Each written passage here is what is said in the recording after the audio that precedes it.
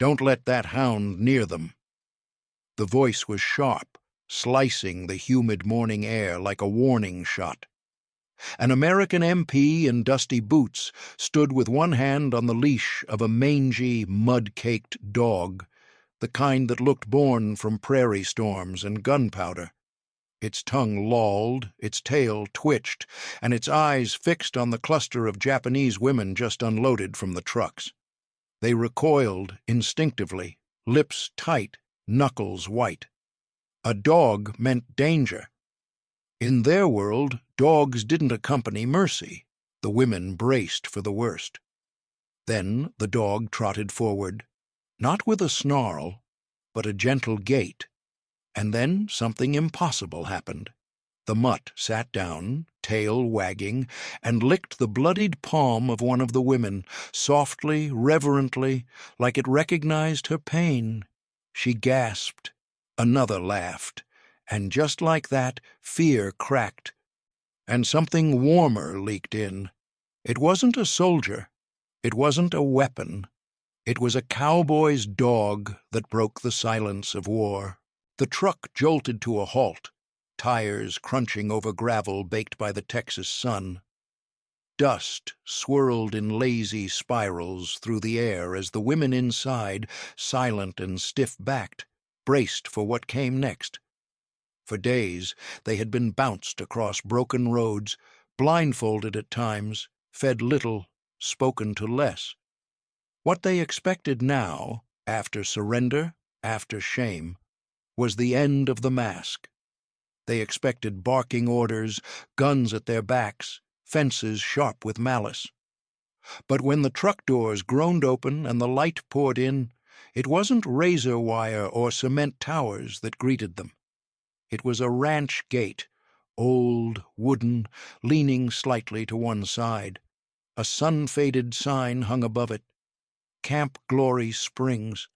The breeze carried a smell none of them could place, but it was thick and rich and warm, like oil and earth and smoke. A sound of sizzling crackled from somewhere nearby. One woman whispered, "Meat?" Another shook her head. "No, a trick." They stepped down hesitantly, their shoes worn thin, uniforms sagging off their bodies like shed skin. Each woman had built a wall around herself on the long road to surrender, a wall of silence, of ritual, of fear. And now that wall met its first crack. The guard who met them didn't shout. He didn't glare. He merely adjusted the brim of his hat, nodded, and spoke with a calm drawl none of them could understand. Then he whistled, and that's when they saw it. From behind the mess hall, trotting with lazy confidence, came a dog. He was rough-coated and tan, one ear half-torn and healed crooked. His body bore the scars of too many scrapes with barbed fences or porcupines or whatever wild things Texas threw at dogs like him. But his eyes, they were soft, amber, curious. Dusty, the guards called him. The women didn't know that yet. All they knew was that a beast was coming. Several of them stepped back instinctively, shoulders tightening. In their training back in Japan, instructors had told them horror stories of allied dogs used to punish, to humiliate. They had heard of canines trained to sniff out fear, to bite first, to drag bodies by the sleeve like game. One woman clenched her fists so tightly her knuckles went white. Another's lips moved in silent prayer. The dog trotted closer. But there was no bark, no growl, no lunge. Instead, he stopped just short of them, tail giving a small, patient wag. Then, gently, he sat down, tilted his head, and waited.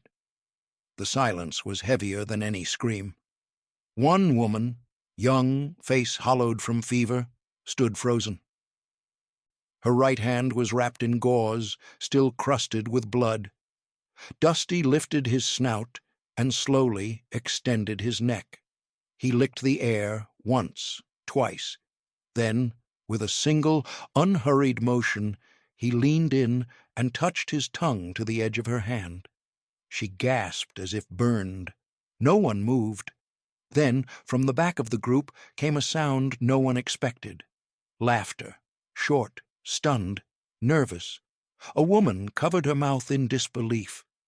Another whispered, "Why would it do that?" And then, as if the spell had cracked, a murmur of voices rose. Not fear, not anger, but confusion. Deep, soul-rattling confusion. What kind of enemy let their dog near prisoners? What kind of enemy had a dog at all? The guards said nothing. One of them squatted and whistled again. Dusty trotted back obediently, tongue out, tail wagging like none of this was unusual. But the damage had already been done, just not the kind the women had been prepared for. That evening, as they were led to their bunks, rows of wooden beds under a tin roof, the women kept stealing glances at the mess hall.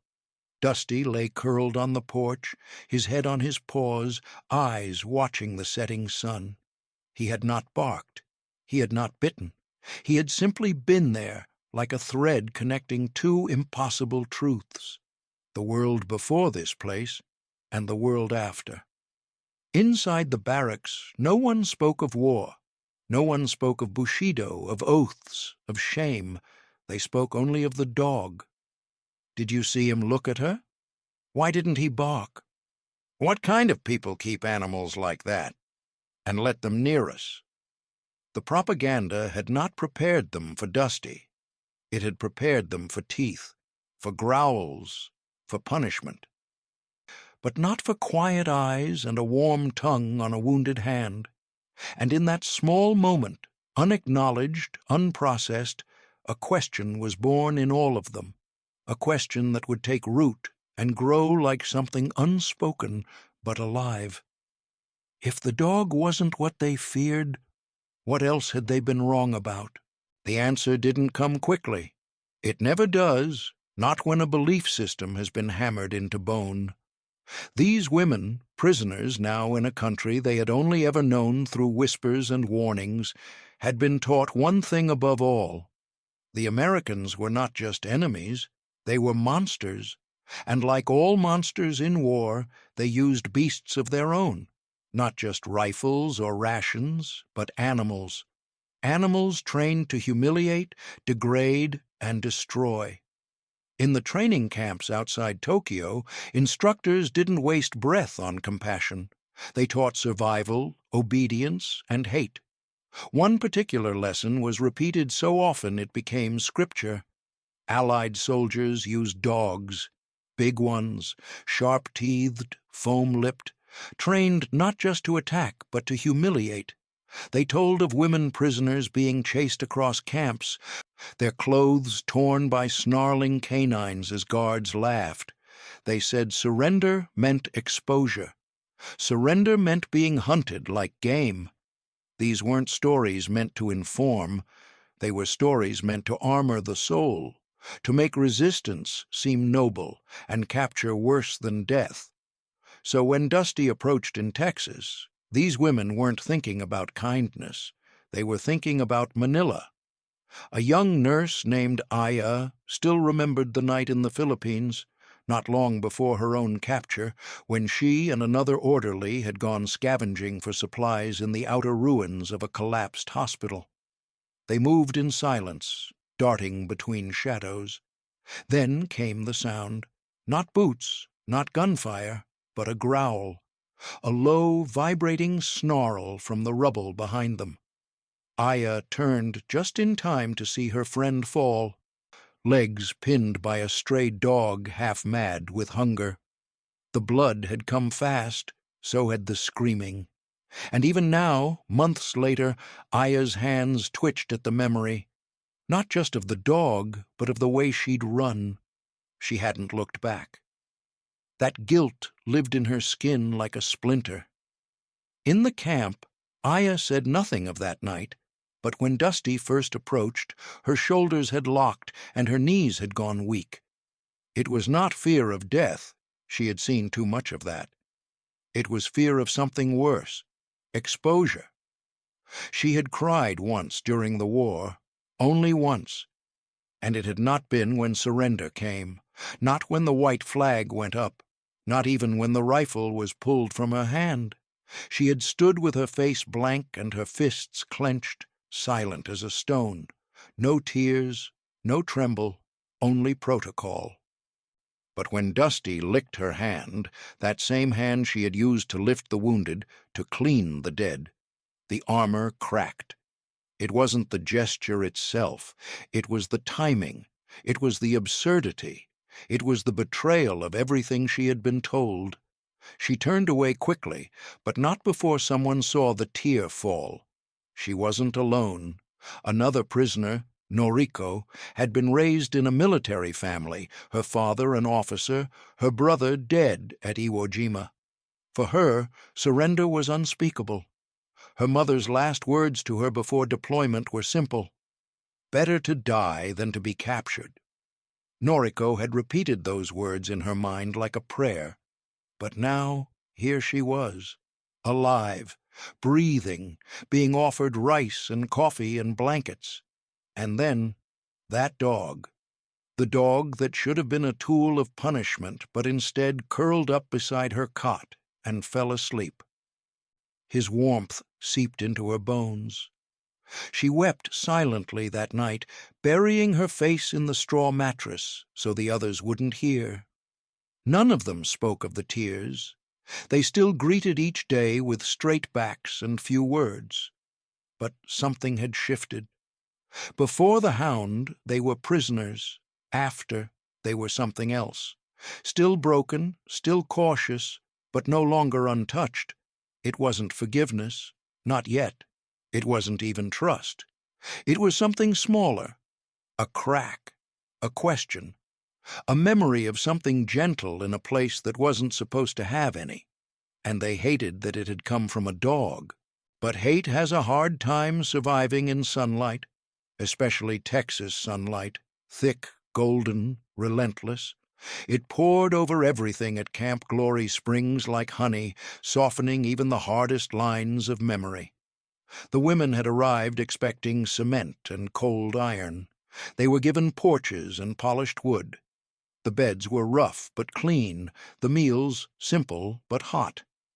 Morning came with the sound of wind moving through mesquite trees and the low, ghostly hum of country music drifting from a distant radio. And always, always, there was the dog. Dusty was not owned by the camp. He simply was the camp. He roamed its perimeter like a self-appointed sheriff, greeting guards with familiar tail wags and prisoners with the same silent patience.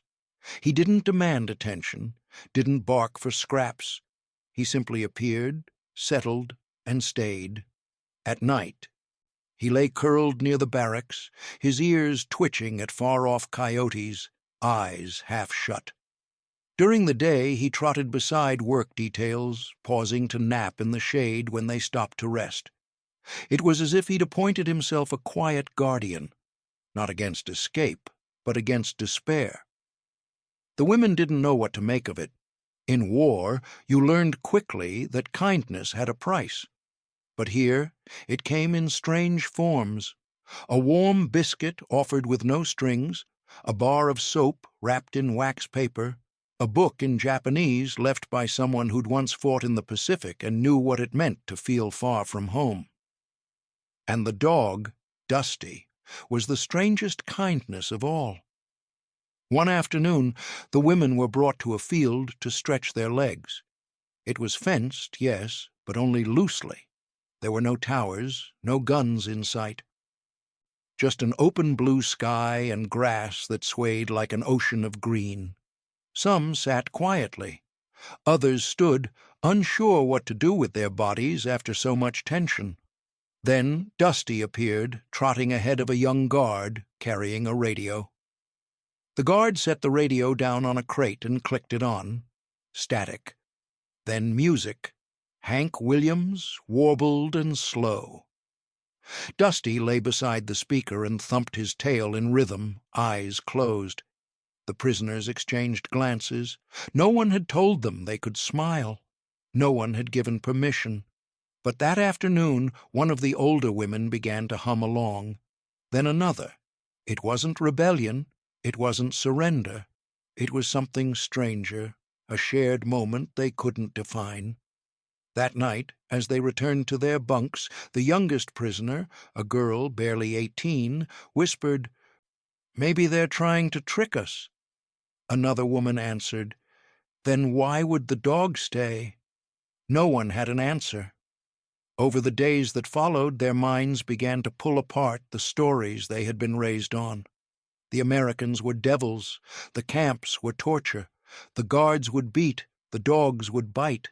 Yet here was Dusty, curled under the porch, snoring like an old man. Here were guards who spoke softly, who offered aspirin for cramps, who let them write letters they thought would never be sent. It wasn't trust. Not yet. But it was doubt. And doubt, when you've only known certainty, is a kind of rebellion. Each morning they rose, expecting it to change, for the cruelty to begin, for the mask to slip. But it didn't. The biscuits stayed warm, the water stayed clear, the sun still poured over the red dirt like a benediction. And Dusty, he stayed too, padding silently behind them like a question that refused to be answered. They had come to this place ready to endure horror. What they found was harder to process. Kindness, in small, relentless doses. Kindness that gnawed at the scaffolding of lies they'd carried through war, through surrender, through shame. And the dog was always watching. His owner, if you could call him that, was a man named Harris. He walked like he carried the weight of 2 wars, the one he fought in Europe and the one he brought home in his bones. Tall, lean, with a limp that bent his left boot in a half circle, Harris was the kind of man who didn't talk unless he had to. He wore his Stetson low and his words even lower. When the Japanese women arrived at Camp Glory Springs, Harris barely said a sentence the first week, but they remembered the way he tipped his hat. Not mockingly, not lazily, just respectfully. He wasn't the commanding officer. He wasn't even in charge of the gate. He had been a farmhand before the war, a rifleman during the Battle of the Bulge, and now just a man with a limp and a dog. But to the women, he became something else, a figure they couldn't categorize. He didn't stare at them like trophies. He didn't look away like they were shame. He just walked the perimeter, slow and steady, and Dusty followed, except when he didn't. Because every morning, at some point between the chow bell and roll call, Dusty would disappear. 1 minute at Harris's heel, the next trotting off with his nose to the ground and ears forward like he was on a mission. The guards joked about it. There he goes again, the colonel of kindness. But the women noticed something else. Dusty didn't just wander. He chose. And who he chose was never random. He found Aya when she was curled behind the mess hall steps, hiding a cough she didn't want the others to hear. He sat beside her and placed his head gently in her lap. She froze at first, unsure. Then, slowly, her hand found its way to his fur. He found Noriko after she woke from a nightmare, fists clenched so hard her palms bled. She hadn't screamed. She never did. But somehow Dusty knew. He pushed open the barrack door with his nose and climbed onto her cot without asking. She didn't stop him. By morning, her fists had unclenched. Even Harris didn't understand it. "He's got a good nose for kindness," he muttered one morning, watching the dog curled beside the youngest of the prisoners, a girl who barely spoke and hadn't smiled since arrival. Or maybe sadness. I don't know the difference anymore. The guards began to notice something strange. Dusty was doing something they couldn't. He was softening the place. The women still kept their distance from most of the men. But when Harris walked by, they watched. Some nodded, a few even bowed slightly. It wasn't respect exactly. It was recognition. This was a man who didn't posture, didn't lecture. He just walked, watched, and let the dog do what he was born to do: find the broken pieces and sit beside them. One afternoon, Harris lingered outside the barracks longer than usual. Dusty had trotted off again, and the sun was high. He lit a cigarette with shaking fingers, the kind of tremble that only war gives a man. One of the older prisoners stepped outside with a broom, sweeping the porch. They didn't speak, didn't share a glance. But when Dusty came back and laid between them, something passed through the space. Not forgiveness, not trust, but something quieter. A shared silence that asked for nothing. The camp didn't change overnight. There were still fences, still orders, still the ache of what had been lost. But something had cracked, not with speeches or politics, but with a dog lying in the dust and a cowboy who limped instead of barked. And every day Dusty found someone new to sit beside, and Harris kept walking the perimeter. That night, the air held a strange stillness, not heavy, but suspended, like something waiting to happen. The porch outside Barracks 3 creaked beneath the weight of one silent woman who had not spoken since the day she arrived. Her name was Yuki. The others whispered it softly, but she didn't seem to hear. Her hands, wrapped in cloth, rested stiffly in her lap, stained with the pinkish tint of old wounds, the kind you get not from a single injury, but from repeated scraping, clawing, surviving. Her fingers barely moved, her eyes even less. Yuki hadn't cried when the plane dropped her from the sky, not when the sea swallowed the transport she was on, not even when she pulled herself through oil-slicked water onto a beach she didn't recognize. But now she sat empty, still, a living statue carved from fatigue. And then Dusty came. No one had called him. No one knew how he chose, but just past midnight he climbed the steps with the same quiet insistence he always did, nails tapping lightly on the wooden planks. Yuki didn't react. Her gaze was distant, her body curled inwards like she was afraid even of her own shape. Dusty stopped beside her. He didn't bark, didn't nudge. He simply sat. A moment passed, then another. Slowly, he laid his head down across her lap. Yuki didn't move at first. Her breath hitched, her fingers twitching. The cloth around her palms tightened with the tremor in her muscles. Still, she didn't push him away. Dusty's body was warm, heavy, real. Minutes passed like lifetimes. Then, with the hesitant reverence of someone touching fire for the first time, she lifted her hand, trembling, unsure, and placed her fingers gently against the edge of his ear. It was soft, softer than she remembered anything being. Her thumb slid forward, a slow stroke through the fur. She expected him to pull away. He didn't. He breathed. That was all. And that's when it broke, not in a scream, not in a sob, but in the quietest collapse. Her face fell forward, her forehead pressed to his shoulder, and from deep within a place no one had touched in months. The tears came, not from terror, not even from grief, but from something more confusing, relief, the kind that only shows itself when you're not ready for kindness. And then kindness comes anyway. Inside, another woman stirred and peeked through the slatted window. She said nothing, but she watched. She saw what the guards would later talk about in murmurs, because the guards had noticed. They didn't interfere. They stood at a respectful distance during moments like this, some out of decency, others out of uncertainty.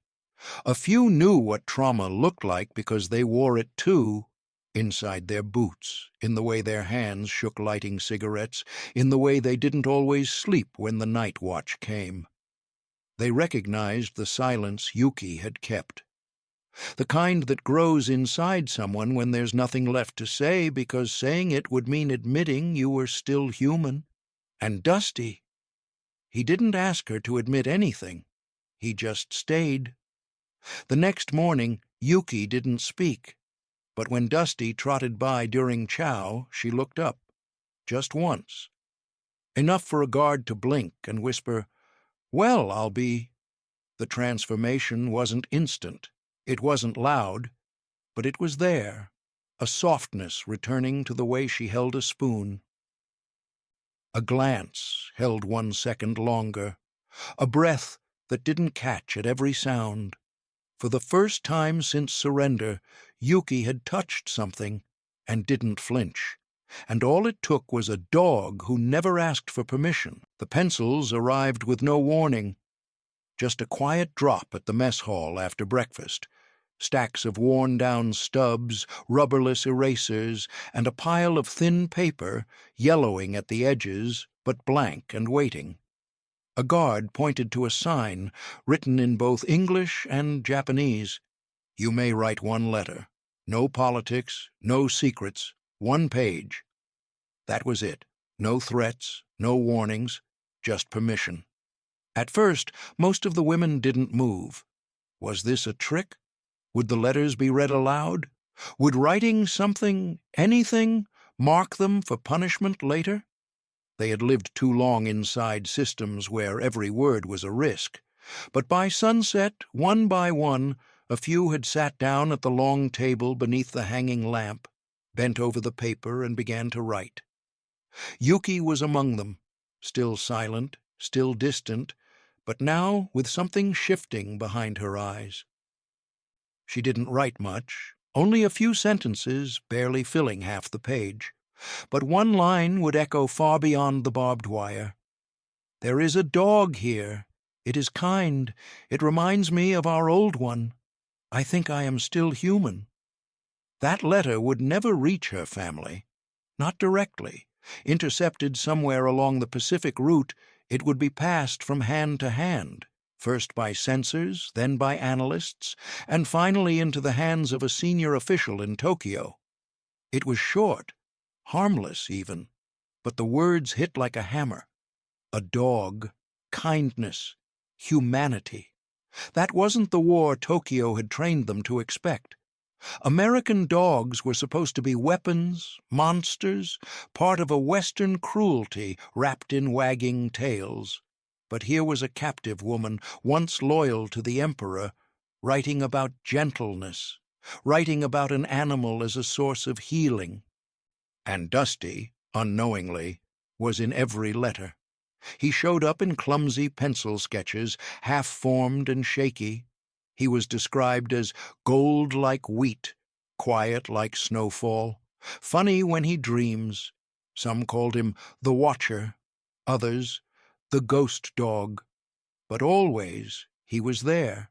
More than any guard's name, more than any camp detail, Dusty was the thread. For many of the women, writing his name down was safer than writing what they felt. Emotions were easier to explain through Dusty. Instead of admitting fear, they wrote, "The dog sat with me today. I didn't want him to leave." Instead of saying, "I cried," they wrote, "Dusty leaned on me and I felt warm." The dog became code for everything they hadn't yet figured out how to say. What few remembered, or perhaps never knew, was how dogs were seen back in Japan. In Shinto belief, dogs were protectors, guardians at the gates, not pets, but figures of loyalty and spirit. For centuries they were painted beside warrior monks, carved into temple doors, given names like Kuro and Inuzuka, and treated as symbols of purity. But wartime Japan had weaponized even that, using dogs in propaganda as tools of the imperial army, messengers, scouts, and, on rare occasions, suicide animals. By war's end, dogs weren't symbols anymore. They were tools, and in enemy hands they became feared. So when the letter from Camp Glory Springs reached those officials, it did more than confuse them. It unsettled them, because in the story of the war they had written, there was no room for kindness, and certainly none from a cowboy's dog lying beside a former enemy like they were old friends. Meanwhile, the women kept writing. Not all letters made it past the censors, but enough did. Enough to start rumors in distant villages that not all American camps were hell, that sometimes a dog barked. And it didn't mean danger. It meant someone was coming to sit beside you. The sun hadn't yet burned off the morning chill when roll call began. The women stood in two uneven lines, backs straight, eyes forward, breath visible in the crisp Texas dawn. A wind moved through the tall grass beyond the fence. Somewhere in the distance, a rooster cried. Then it happened. One of the younger women, Iko, maybe 19, shifted her weight and stumbled. Her ankle twisted sharply, her body pitching forward. The gravel scraped her palms as she fell with a thud. The air snapped tight. In a flash, the nearest guard stepped forward, boots crunching toward her. A dozen women stiffened. Old instincts surged, the kind bred into bone. Some looked away, expecting the worst. Others watched with jaws clenched, bracing, and then came a blur of movement from the side. Dusty. He bounded out from where he'd been napping near the tool shed. No bark, no growl, just sudden speed. He positioned himself directly between Iko and the guard, his stance low, legs braced, ears forward. His hackles rose slightly, not in fury, but in readiness. A wall, a warning. Time froze. The guard, Harris, as always, halted mid-step. His eyebrows lifted, hands raised slightly in a gesture of calm. "It's all right, Dusty," he murmured, soft and slow. The dog didn't move, didn't bare his teeth, just held his ground. The message was clear. She's not a threat, and you're not going to hurt her. No one breathed. Then, slowly, Dusty turned his head. He looked at Iko, who had not yet risen, her eyes wide and glistening.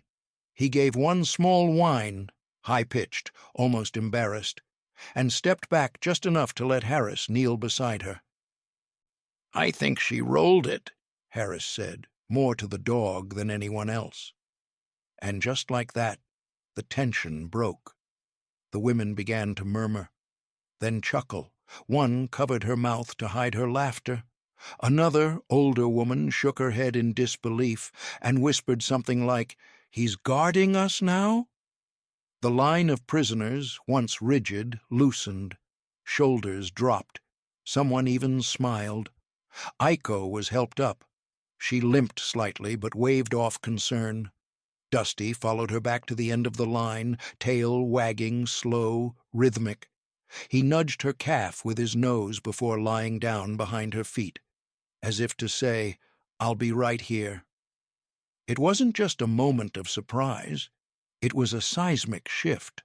For the first time, the idea that they were truly being protected, not controlled, not monitored, but watched over, became real. The enemy's dog, the one they feared might tear them apart, had become the creature that shielded them. Not because he was trained to, but because he wanted to. Dusty had redefined the word safe. The transformation rippled through the camp. The women walked differently after that, not proudly, but less cautiously. They spoke to the guards more easily. A few even began humming while they scrubbed the floors. Harris never addressed it directly. He just kept walking his perimeter. Later that week, someone asked him, over a meal, why the dog had done it. Harris stirred his coffee, gazed out at the horizon, and said with a shrug, "He's just doing what's right." It wasn't complicated for him. In Harris's world, justice didn't come from orders or politics. It came from instinct, from choosing decency when no one expected it. Dusty had learned that from him, or maybe Harris had learned it from Dusty. Either way, the camp had changed, And it had nothing to do with fences or food. It was because a mutt, unwanted, untrained, and unshakably loyal, had stood between a soldier and a girl who'd fallen and hadn't moved. The ground behind the barracks was dry, packed hard by decades of sun and the quiet weight of silence. Nothing grew there, not until someone asked, one afternoon, if they could try. Just a small patch, a few seeds, something to tend. The guards didn't object. Maybe they thought it was harmless, or maybe they understood something deeper, that putting hands into soil is sometimes the beginning of putting a life back together. So they began. At first it was awkward, fingers not used to tools, backs stiff from weeks of careful movement. But there was rhythm in it. Dig, scatter, pat, water, wait. And each morning Dusty would follow them out, tail swinging like a pendulum, and flop down in the same patch of shade beside the would-be garden. Sometimes he slept, other times. He watched with that stillness dogs are born knowing, the kind that lets grief sit beside hope and not break the moment. The first shoots came in early April, tiny green threads pushing through brown earth. Nothing dramatic, but enough to make the women gasp. One even clapped. They began to care for the plants like they were more than food. They were proof. Proof that even in captivity, something could thrive. And Dusty? He never stepped on a single stem. He walked the rows like he knew their edges, like the cabbage and carrots and climbing beans were sacred. There was healing in that dirt. Where once their hands had trembled holding spoons or pencils, now they moved steady with trowels and watering cans. Knees pressed into earth, sleeves rolled high.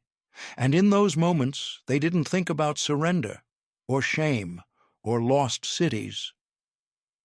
They thought about tomatoes, about whether the carrots would fatten, about Dusty's snores as he lay nearby, his flank rising and falling like a metronome. Even the guards changed. They started bringing scraps, old seed packets, rusted tools, extra water. No one talked about it, but things softened. One afternoon, a corporal knelt down to help prop a tilting stalk. No one flinched. Later, one of the women left an extra radish on the steps of the mess hall wrapped in a napkin. No note, just a thank you buried in gesture.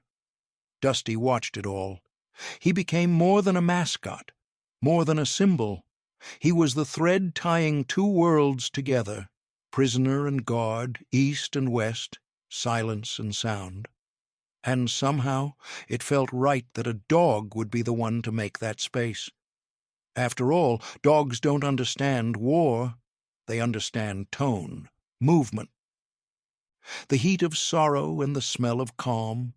Dusty understood it all. And he chose to stay. The garden became their clock. Mornings began with watering. Evenings ended with one last check for beetles. Some days the women sang, soft songs from home, songs about rivers and plum blossoms. Other days, they hummed along to the statusy radio drifting from the guard's porch. It wasn't harmony, not yet, but it wasn't silence either. One night, Harris stood just beyond the garden fence, hat in hand. He watched Dusty chase fireflies between the rows. A woman, noticing him, lifted a small head of lettuce from the dirt and held it out. He tipped his hat in thanks. That was all. But it was enough. A garden, a mutt, and a handful of women no longer afraid of their own hands. That's what healing looked like. If you've made it this far and felt something stir in this story, give it a like and drop a comment below telling us where you're watching from. We'd love to know. The next morning, something was wrong. No one said it at first. They didn't have to. The space where Dusty usually waited, stretched out in the shade of the barracks, was empty. The dirt held no paw prints. The air felt thicker, like the camp itself was holding its breath. The women gathered for roll call, glancing toward the mess hall, the tool shed, the garden rose. Nothing. Dusty had never missed a morning. Not once. Not even on days when the wind whipped hard enough to sting or the heat pressed down like a hand. Aiko whispered, "Maybe he wandered." Aya shook her head. "He always comes back by dawn." Even Harris's shoulders looked heavier as he limped through the yard, eyes scanning the horizon with a tightness he didn't try to hide. By midday, the worry had curdled into something sharper. Work halted. The guards allowed the women to search within the inner grounds. They checked the kitchen stoop, the woodpile, the old horse trough, even the gap beneath the porch where Dusty sometimes hid from the sun. No fur, no wagging tail, no Dusty. The garden fell silent. For the first time since their capture, some of the women cried openly. Not the small, quiet tears pressed into sleeves, but shaking, breathless sobs that came from places they had kept locked for far too long. It startled even them. How had a dog, an enemy's dog, carved such a hollow into their ribs? When evening came, the camp seemed dimmer, as if the sky itself refused to brighten without him. Then a shout rose from the west fence. Someone pointed, and there he was. Dusty limped toward the barracks in an uneven, stumbling gait, his body swaying with every step. His front paw was bloodied, leaving dark prints in the dirt. A long tear sliced through the fur along his side. His ears drooped, his tail barely moved, but he was alive, and he was coming home. The women ran first. The guards followed close, and even Harris broke into a half-run, half-dragging sprint. Dusty collapsed a few feet short of them, panting hard, sides heaving. When the women knelt around him, he tried to lift his head, to give one reassuring lick, but the effort failed. His eyes fluttered. "A snake," Harris said grimly as he crouched. "He must have gotten into the woodpile. Copperhead, maybe." The explanation didn't matter. What mattered was this. Dusty had fought something twice his size, alone, and dragged himself back across the camp. To them. Aya, the nurse who had held silent grief in her fingers for months, pushed through the circle. "Move," she said softly, firmly. Her voice didn't tremble. The others parted. For the first time since her capture, she took charge as if stepping back into a forgotten skin. She pressed her hands gently along Dusty's ribs, checking his breathing, murmuring words he didn't understand but seemed comforted by. She cleaned the wound with careful strokes, tearing strips from her own undershirt to bind it. Dusty whimpered once, not in fear but in recognition. She touched his forehead, forehead to muzzle, the way she once greeted injured soldiers. "He'll make it," she whispered, "but he needs watching." And so they watched. That night no one slept, not the prisoners, not the guards, not Harris, who sat cross-legged beside Dusty, elbows on his knees, jaw clenched tight.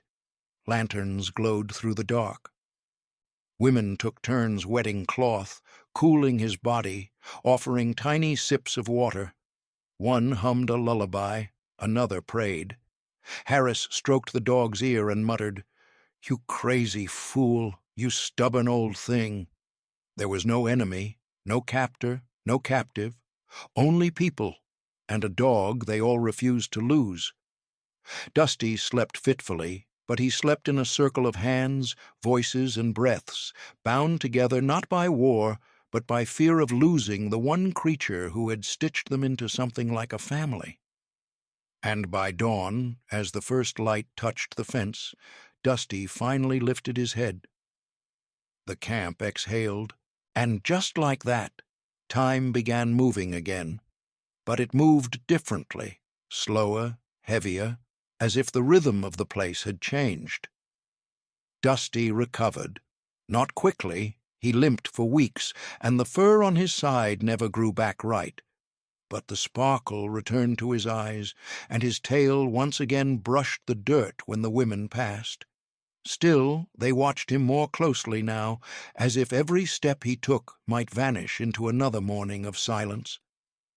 Then came the trucks. The war was over. The orders were clear. The prisoners would be repatriated to Japan. No ceremony, no warning, just a list read out loud, names that echoed through the camp like drumbeats. There was no applause, no banners, no flags waving in the wind. Only bags packed in silence, shoes tied with trembling fingers, and the occasional glance toward the dog who had never left them. Dusty seemed to know something was ending. He didn't wag his tail. He didn't follow them to the mess like he used to. Instead, he waited by the gate, unmoving, his eyes flicking from the trucks to Harris and back again. The first woman approached him slowly. She was the one who hadn't spoken for days at the beginning, the one who had first touched his ears. Now she knelt, pressed her forehead to his, and whispered, "You saved me." She didn't say it in English, but Dusty didn't need to know the words. He knew the weight. One by one, they came. Iko tied a ribbon from her uniform around his collar.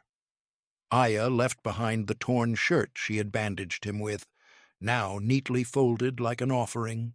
Some simply brushed his fur, tears slipping down their cheeks. Others said nothing at all. They just stood, hands trembling, before stepping onto the truck bed. Dusty never moved.